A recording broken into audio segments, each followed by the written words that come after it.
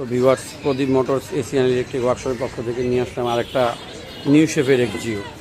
জি ভাইয়া, এটারও কম্প্রেসার খারাপ। এই দেখেন আপনারা, এটারও কম্প্রেসার খারাপ হয়ে গেছে। এটা সেন্সর কম্প্রেসার লাগানো আছে, তো আমরা সেন্সর সেমনি অ্যাজ ইট ইজ কম্প্রেসার লাগিয়ে দিব।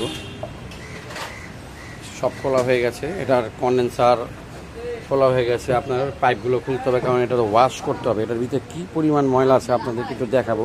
পাইপ লাগাইছো তো ভিউয়ার্স, একটু দেখেন এটার ভিতরে কী পরিমাণ ময়লা আছে আপনাদের দেখা দিচ্ছি। একটু পরে লাগাও, একটু রাখো, আপনারা একটু দেখেন, ভিডিও করে, ঠিক আছে? লাগাও লাগাও লাগাও লাগাও লাগাও। ও বাস এটা একটু ভিডিও ময়লাটা দেখেন, ময়লাটা কী আছে,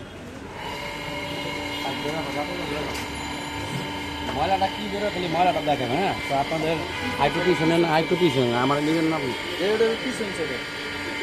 ময়লাটা দেখেন, ময়লাটা কী পরিমাণ বের হয় দেখেন।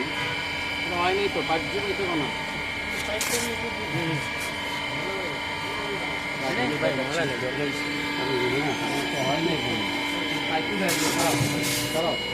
দেখছো,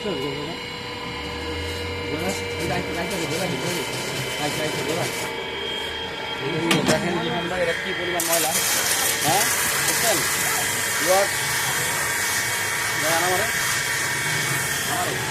দেখেন পরিমাণ ময়লা এটা। তো এত ময়লা থাকলে আপনাদের কীভাবে ঠান্ডা হবে বলেন? তো আপনাদের এগুলো ওয়াশ যদি না করেন একইভাবে আপনাদের ঠান্ডা হবে না। ওয়াশগুলো করলে আপনার মনে করেন মোটামুটি গাড়ির কম্প্রেসারটা ফিটিং করবেন, সেই কম্প্রেসারটা কত থাকবে হিট হবে না। এই হিটের কারণে নষ্ট হয়ে যাচ্ছে।